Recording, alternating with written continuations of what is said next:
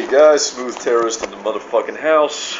You know, sometimes, most of the time, I turn on the camera knowing what kind of video I'm gonna make.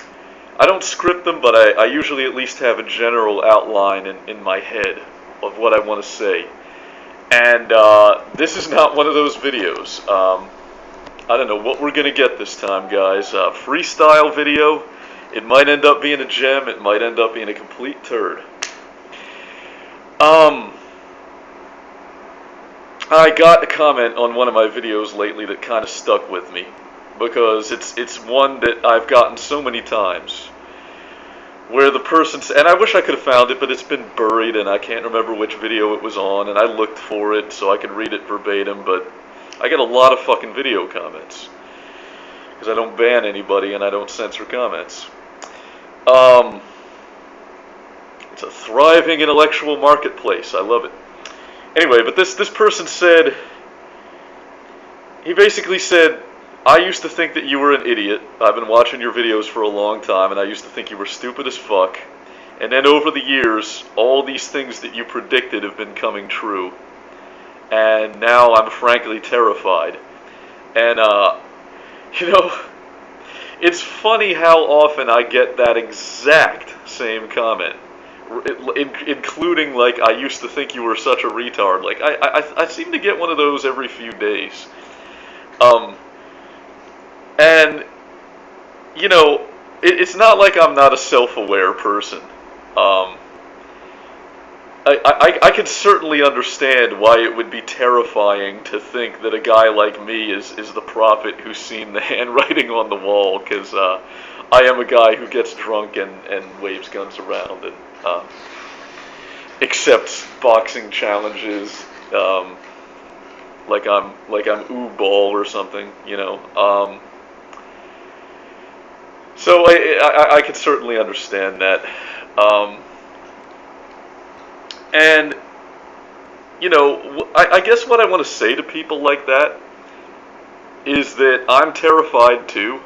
I'm just as scared as you are. And if it's any consolation to you, you know, when we're all sitting around in concentration camps or the smoldering wreckage of a nuclear apocalypse, for example, I'm not going to get any joy out of saying I told you so. I'm not going to be sitting around acting shitty about it. Like, why didn't you listen, guys? I mean, what would be the point? So I've got another private message here by the same person that I read a private message from last time, Wishless. What does Wishless have to say? Wishless says, I don't consider Al Jazeera alternative either. Not beyond alternative to the mainstream American media. That's what made me curious about your other news sources to begin with. I thought I said as much in my message, but I guess my tongue slipped. Your criticism was not at all pedantic. It's important to elucidate the terms of our discourse, especially since as extremists, meaning people whose ideologies sit outside of the mainstream discourse, we suffer as a result of language. It can't be avoided when by its very nature language is the language of the masses. Actually, it wasn't just the 50 I had to laugh at the end of your previous video. I think that just a day ago you made your video about tribalism and collective identity. And in the very next, you say, it would make me feel better if my fellow Americans were armed. Obviously, I understood what you meant, but it's just funny. And a great reminder of how easy it would be to misinterpret anything, especially if it's something that you don't seek to understand. And you know, once again, a big touche for this wishless person who provides some very fucking constructive criticism. And maybe I need to start. Maybe I need to stop referring to people as Americans. Maybe I need to start saying my fellow human beings who are trapped in this geological region that collectivists have labeled America. And you know, the point he makes a valid point which is a point that Noam Chomsky has made many times, which is that it's just hard to fucking talk in America. It's hard to talk. Am I really going to do that? Should I stop using the word American? Boy, would that make it difficult to communicate. Boy, would the fucking length of my videos go up. My average video is like half an hour long already. I'm a wordy motherfucker. I'm a windbag. And that's only going to get worse if I have to start worrying about shit like this. But, you know, this isn't the point, actually. I didn't read that private message to talk about language or the terms of political discourse in this geographical region. You know, the reason that I read that PM in the video is, how smart is this fucking wishlist person? You know, I mean, I read this message and I was like, wow. And I've been feeling that way so much lately. Why am I doing this with my hands? I don't know. You know, like, I read comments by guys like Tirade Faction, and I just go, wow. Like, and you know, and Severo left the comment a while back that said your videos are doing something important, even if nothing changes, because it just makes me feel. And by the way, and Severo, I think, is actually Math is Money. So for anyone interested, you know, it just makes me feel better about life, that there's someone else who sees the same things I see. That street really runs both ways, guys. But instead of just feeling warm and fuzzy, that I've found some like-minded individuals out there, I think maybe it's time to do something with this. Maybe it's time to push things forward. You know, guys, I'm gonna make a little bit of a confession here. Ever since a young age, and throughout my entire life, I've felt like it's my personal responsibility to save the world. I've felt like it's my personal responsibility to save mankind from destruction. And I wonder pretty often what that says about me. I'm sure it doesn't say something good. I'm sure I probably have some kind of Jesus complex or some kind of megalomaniacal personality disorder. I probably do. But we've all heard the saying that just because you're paranoid doesn't mean they're not out to get you. Well, by the same turn, just because I'm a megalomaniac does not mean that the human species does not require saving. Pardon me. We seem to be on a collision course with destruction, and I want to tell you guys some little quotes and facts and anecdotes that are pertinent to this topic, some of which I've mentioned in my videos before, but I know that was years ago, and now I've got a whole new audience, whole new theme, whole new look, everything.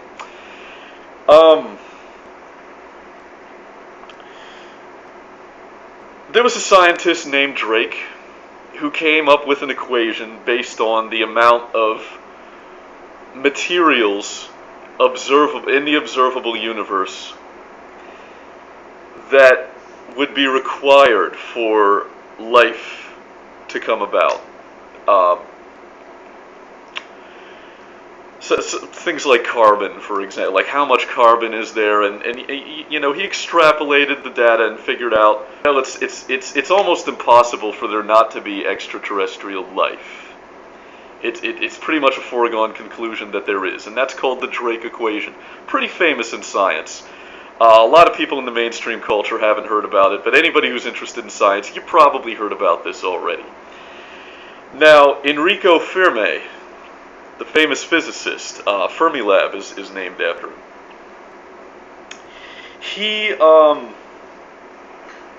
He proposed something which, you know, and everything in science has to have a fancy name, so they called it the Fermi paradox. I think that's overly, I think that's too fancy of a name for such a simple observation. Enrico Fermi basically said, well, if there's life everywhere, then how come we're not being visited by extraterrestrials all the time? And that got Carl Sagan thinking. And he proposed, in which, once again, it has a flowery, overly ceremonial, I guess, name for it, the Sagan resolution. The Sagan resolution to the Fermi paradox is that civilizations, when they reach a certain level of technological advancement, tend to self-destruct rather quickly. And that realization had such a profound effect on Carl Sagan that he began protesting nuclear sites. He began going to missile silos and chaining himself to the silo and protesting.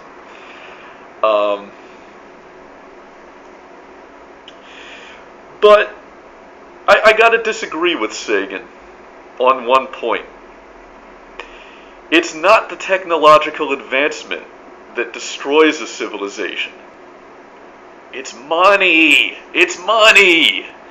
Why can't you fucking people see this? Look, it's so simple. And I got a lot of disagreement in the comments section. Some people just didn't get it. So let me give you a simple equation that you can repeat like a prayer as many times as you have to until you get it, until it sinks in. Money equals debt. Debt equals slavery. Money equals debt. Debt equals slavery. Just repeat that to yourself a few fucking million times until it sinks in. I mean, really, you know, I remember a few months ago, I was looking at some old memorabilia, let's say, from the days of American slavery, such as the newspaper ads that they used to sell slaves with. And I don't know if you guys have ever looked at stuff like that. Like, they would place ads in newspapers, like, we're having a slave auction today. Come early to get the best prices. You pay this much for a man, this much a woman. And you know, maybe you're asking yourself, why was I looking at stuff like that? I just look at stuff like that, guys. I think it's fucked up. I'm kind of obsessed with the whole topic of slavery and money. It's always something I've found incredibly fascinating and disturbing. And I came across something interesting when I was looking at this stuff. And what I came across, and you know, here again, I wish I had the ability to splice pictures into my videos. I don't. So you guys are just going to have to deal with a description of what I saw, unless you want to go and look it up for yourself. I'm sure you can find it. Back in the day, back in the slavery days, banks would often print their own money. That is to say, it wasn't just one big central banking system like the Federal Reserve that we have now, where all the money looks the same. Little regional banks would print their own money, and these bills would be, I mean, they look like modern money. You know, the bills kind of look the same. But I was looking at some banknotes from the slave states, and a lot of these banknotes depicted images of slavery. Like, on the back of the bill, like, let's say it's like a $10 bill, right? And you turn it, and on the back of the bill, there's a picture of African people picking cotton, harvesting the cotton. They got baskets in their hands. They're, you know, and these pictures were very idealized and romanticized. They had that Norman Rockwell Soviet-era propaganda poster feel, where everything looks so nice and happy, and the slaves have a smile on their face, and they look like they're happy doing their work. The slaves are happy-go-lucky slaves, picking the cotton, plowing the field, you know, shining the master's boots. I don't think there were actually any bills that depicted that, but you get my point. But there were a lot of these. And that got me thinking, when I was looking at those bills, it got me thinking that was a more honest time back then. And it made me wonder what the currency of today would look like if we were as honest now as we were back then. Would a $20 bill have a picture of like Chinese sweatshop kids on the back of it? Would a $5 bill have a picture of like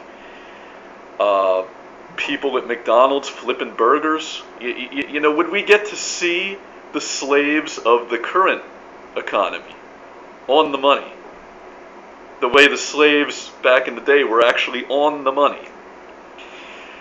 And I never saw anything that more clearly and directly illustrated the connection between money and slavery as that.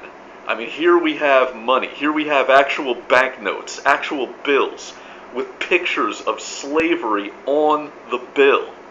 On the bill. And, you know, like I said, those were more honest times. You know, it's the slavery has been hidden now, but money is still slavery. Money is slavery. Boy, I'm off on a tangent. I can't even remember what I was talking about before I started going off on this rant.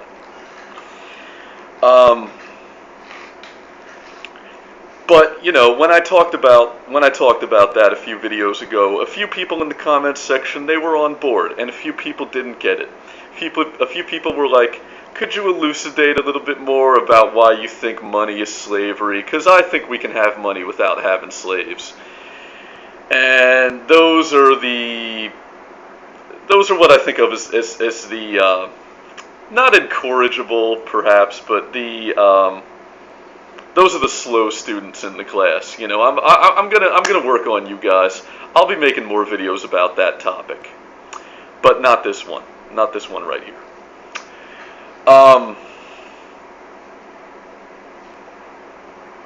But there's a few other facts that I want to talk about here. Let's talk about thermonuclear annihilation really quick. Let's talk about that. Albert Einstein. Perhaps a few of you guys have heard of him. You familiar with his work? Albert Einstein.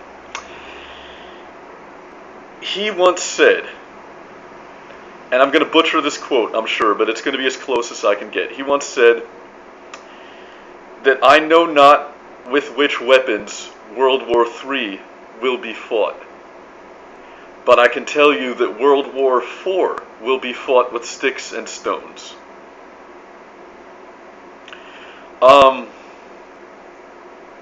Robert Oppenheimer, the father of the atomic bomb, was once asked, I believe he was asked by a member of Congress, what it would take to prevent a nuclear catastrophe from happening in the United States. And his answer was, it would take a screwdriver. Because you will have to go into every shipping container in every port, and you're going to have to literally pry open every box, every crate that comes in on every shipping container and check for bombs.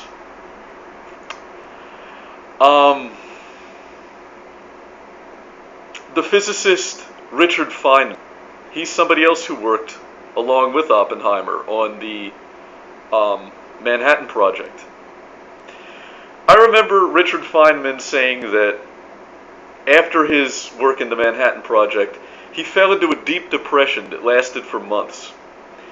And that every time he was driving around and he would drive past a construction site and he would see construction workers erecting a new building, he would get this really dark, ironic sense of humor about it. He would kind of laugh, and he would say, these poor fools, Why are they bothering to build anything? Because pretty soon we're all going to be dead. This is all going to be gone. I think I'm perpetually in that state. I think Richard Feynman got over that after a few months, and I never did for some reason.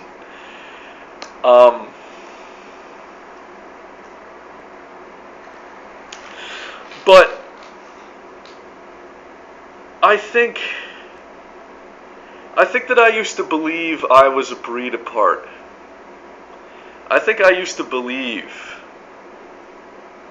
that I was the only person who could see the full picture of what was wrong. And after my video, The Perils of Tribalism, and the comment section that I got to read, and the private messages that people sent me, I've learned something. I'm not the only one who sees what's wrong and what needs to be done. There are other people like me. I'm not unique. There are people who recognize that the combination of thermonuclear weapons and ideas of national identity, of ethnic pride, tribalism, in other words, that those two things are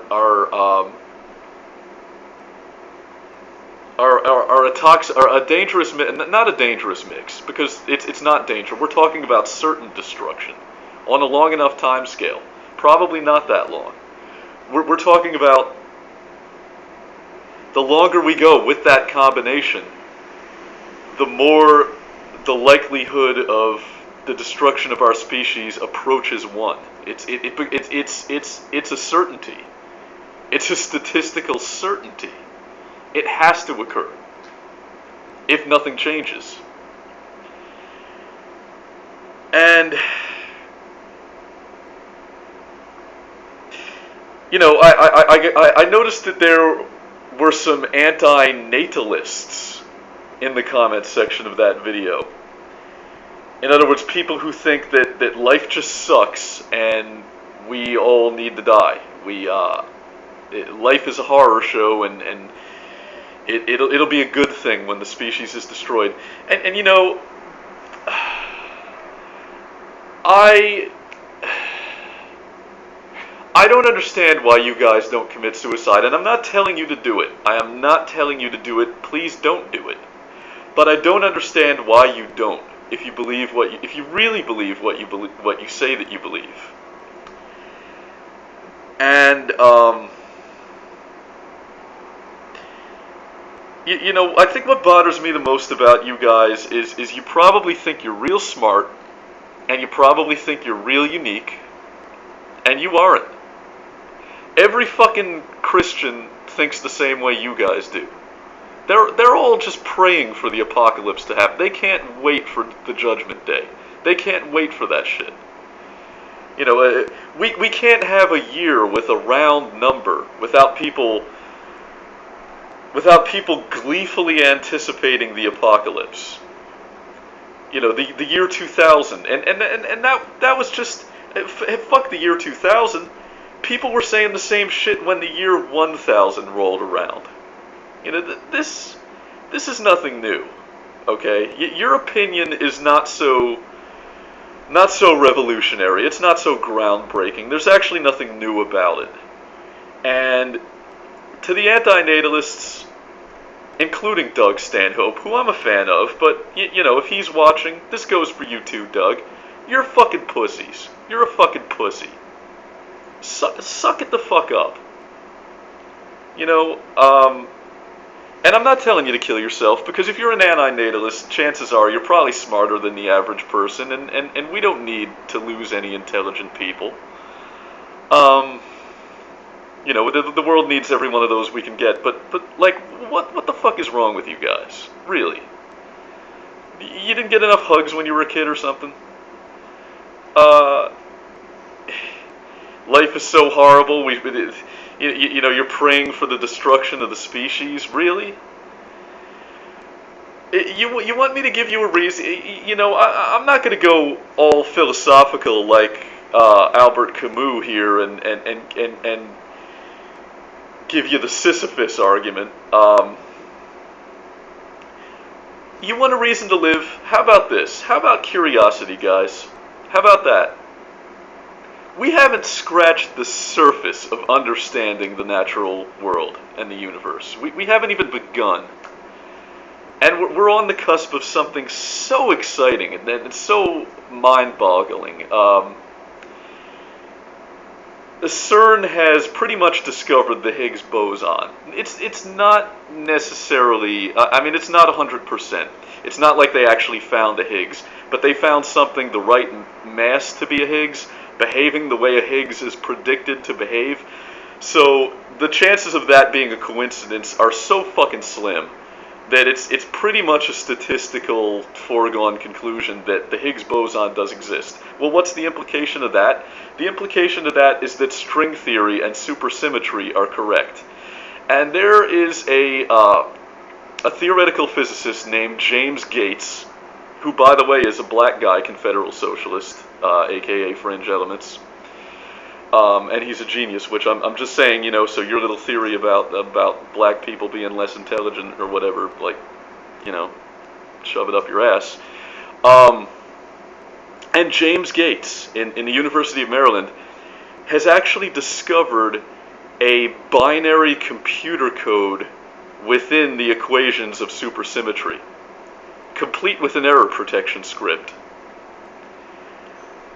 Now, what does that imply? Does that imply that we're actually living in a matrix?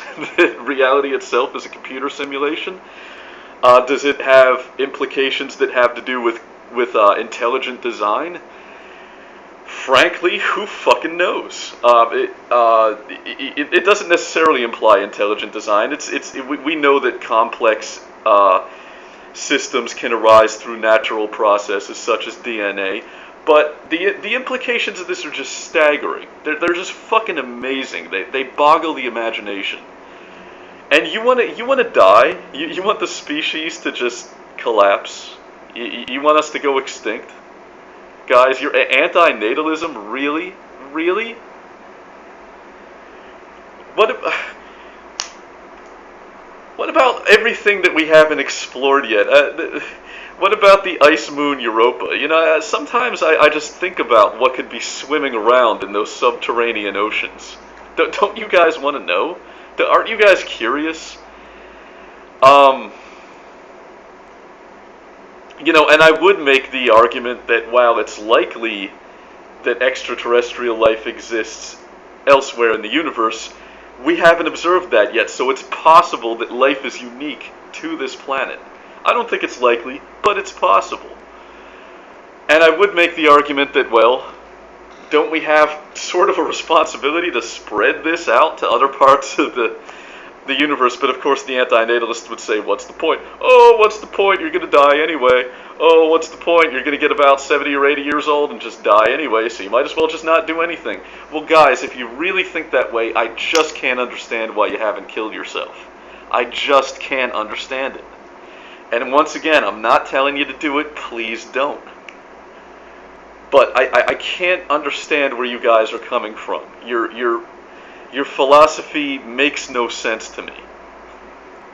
I think it's the most cowardly, self-piteous, pussy shit that I've ever fucking heard. And that's all I have to say about that. As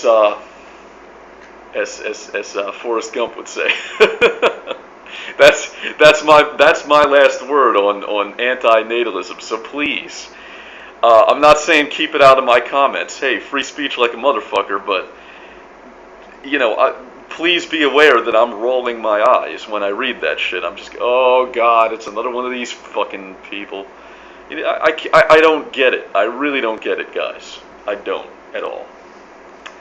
There's plenty that's wrong with life. Yeah, I agree with that. Nature is red in tooth and claw. It's a scary fucking existential reality that we all face. But you know what? Don't be a pussy. There are so many fascinating mysteries in life that we've just begun to scratch the surface of, and you guys want to call it quits. You guys want to fucking call it quits now, just when things are starting to get so interesting. This is when you want to call it quits? After thousands of years of scientific progress and discovery and social progress, this is when you guys want to call it quits. I can't believe it. I just can't believe it.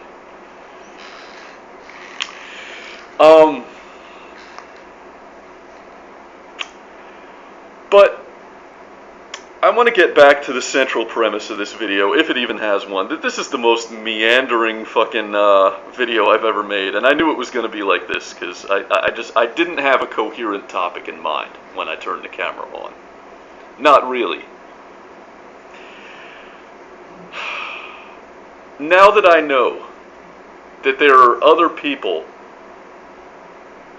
like me, that there are other people who recognize the necessity of doing away with money, who recognize the necessity of doing away with nationhood, with ethnic identity, not ethnic differences.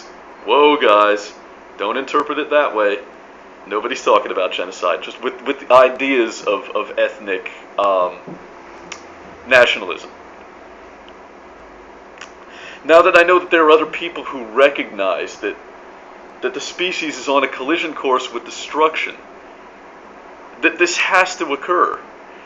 You know, to the people that said, you know, I've seen a lot of your predictions coming true and it terrifies me, and I used to think you were just a drunken moron, and now I'm starting to see that you actually see something.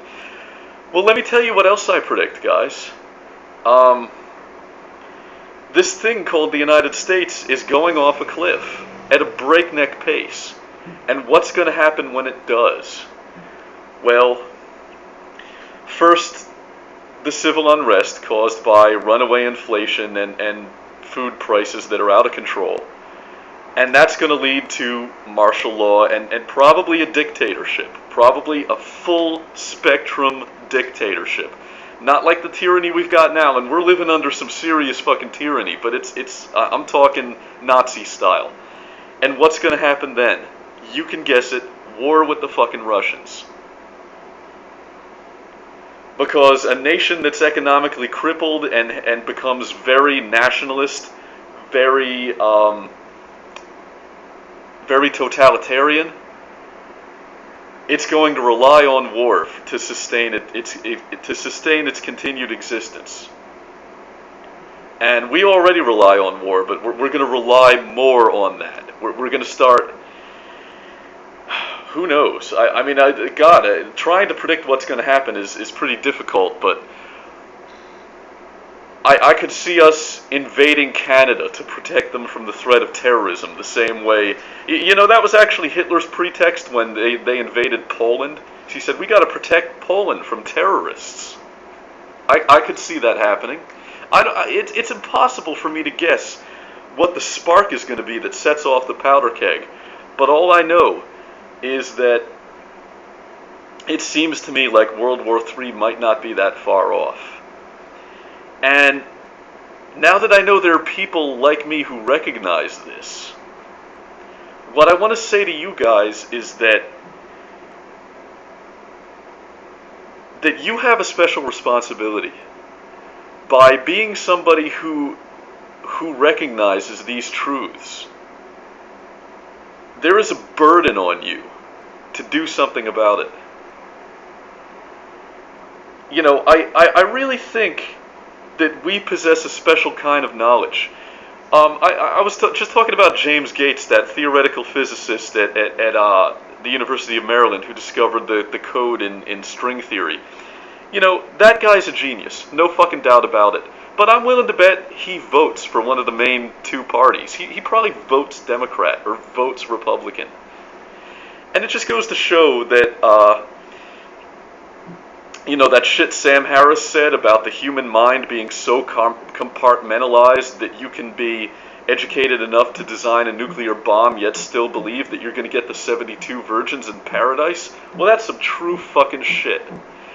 And I think that people like us, people who recognize what's wrong politically and what needs to be done, we possess a specific kind of genius, which is necessary, which is needed, it's crucial. And I think that we're not pulling our weight. I think we're not doing enough with the understanding that we have. And I had an idea. The idea began with the realization that I'm just not smart enough to figure out the answers. I'm not. I don't have solutions. And the idea began to form, and I realized that, well, where do the best decisions come from? I think the best decisions come from collectives, not from individuals, as funny as that sounds for an individualist who despises collectivism like me. I do think that the best decisions come. Look at this. Look at why does science work so well? Nobody can fucking deny that it works. It's precisely because science is anarchy. It's the peer review process.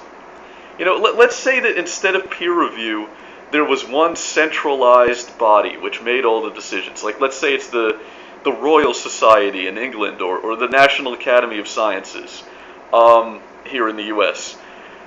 Let's say that everybody who makes a discovery has to submit their papers to them, and they decide what goes and what doesn't go. Think about how much that would stifle progress, and think about how much the gears of science would grind to a halt if it was subjected to that kind of hierarchical, top-down structure. I was watching a lecture by Freeman Dyson at Boston University, and Freeman Dyson, the title of his lecture was something along the lines of heresy in science, or the heretical. I can't. It was something about like basically his premise was we need more heretics in science. And an example that he used of this was a scientist he knew who theorized an alternate explanation for how petroleum is formed, that rather than being formed by organic material, it's actually it has an abiotic genesis, I suppose you would say, that it's actually formed deep in the mantle. And it's formed from non-organic materials. Now, this person's theory was ignored, and the reason that the theory was ignored, according to Freeman Dyson, is because the person did not have a degree in geology. In other words, they didn't have a piece of paper. They didn't have letters after their name. But then years later, I think he said it was actually 30 years later, research was conducted which proved, well not proved, but lent significant credence to that theory. I think they were able to form methane by subjecting the same materials found in the mantle of the Earth to the same temperatures and pressures that are present there. And you know, what this goes to illustrate, what this goes to show, in my opinion, is that when science succeeds, it succeeds because of its lack of hierarchy. And when science fails, it fails precisely because of its degree of hierarchy, because of the hierarchy that is present, because of the phony conceptions of legitimacy, the phony ideas of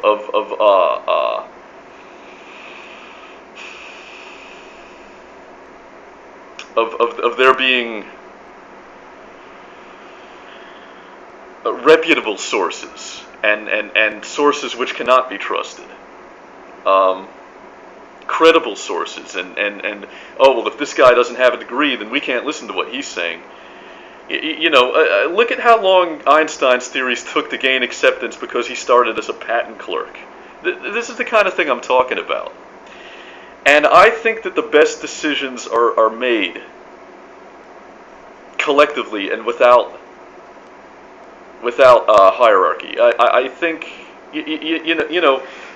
I'm probably somebody who is seen as having no faith at all in collectives, but I actually do. There are some collectives that I have a great amount of faith in, but only the collectives that don't have hierarchy. I have a great amount of faith in the collectors. Excuse me. I have a great amount of faith in the collectives that don't have dominance hierarchies, that don't have leadership. I think they tend to produce amazing results. I think they tend to produce answers. And what I'm thinking about right now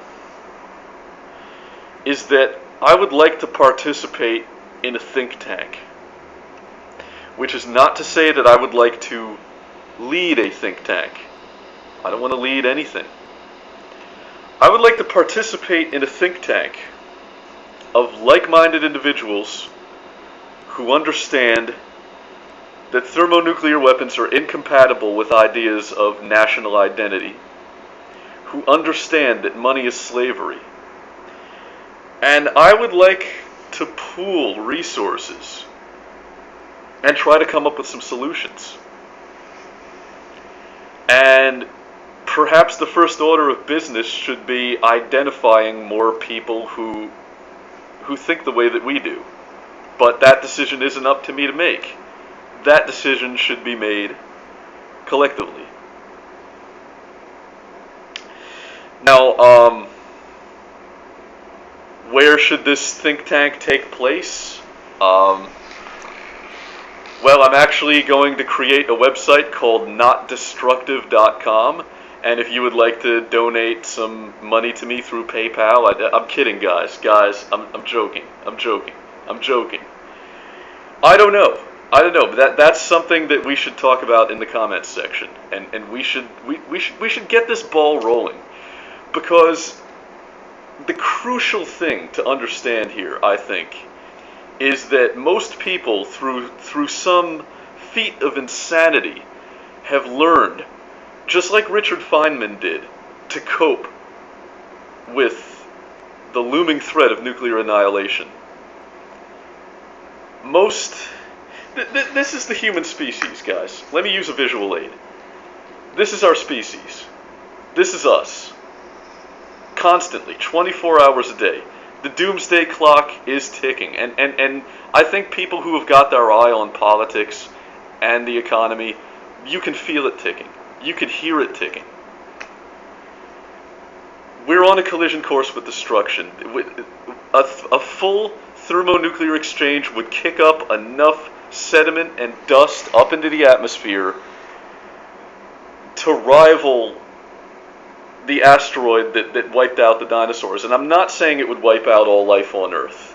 I'm not saying, I'm sure there are plenty of bacteria around thermal vents deep in the ocean that would survive just fine. But anything with a spine is dead. Higher forms of life, forget about it. It's like resetting the clock back to the fucking Cambrian period. We can't let this happen. And the crucial thing to understand is that nobody's gonna ride in on a white horse and save us from ourselves. It's up to people who understand to come up with a solution.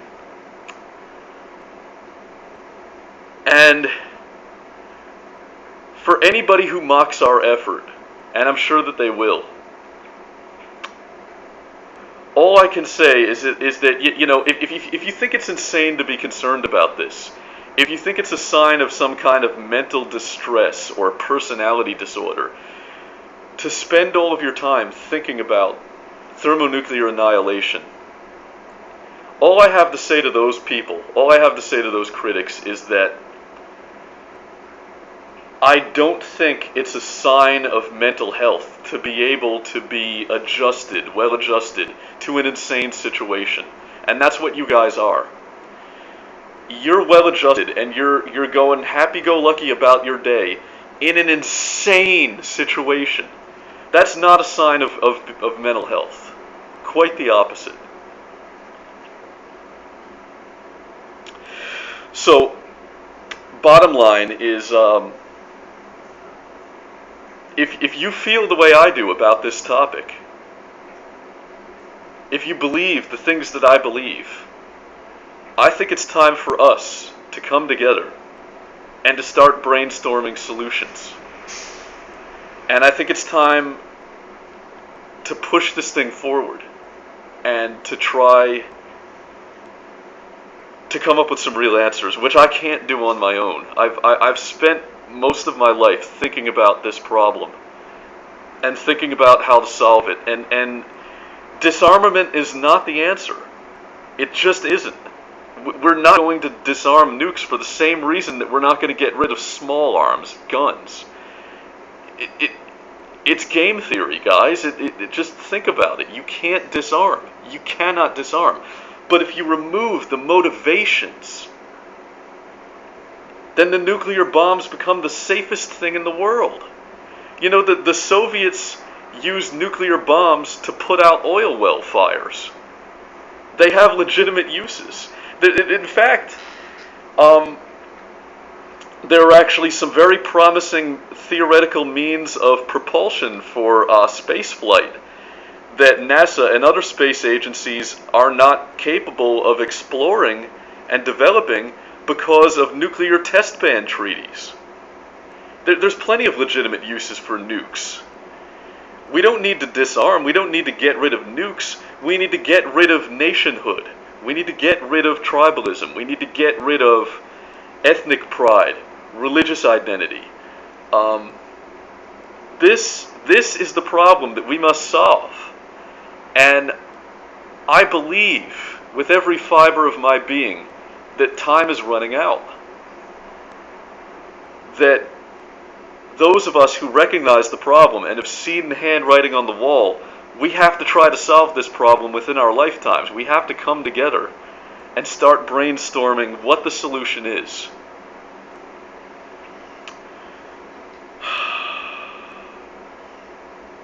So that's my video. This is the video, guys. Very unusual one, I'm sure. I don't even know if I'm going to be able to upload something this long. I bet I've been talking for about an hour. It feels that way.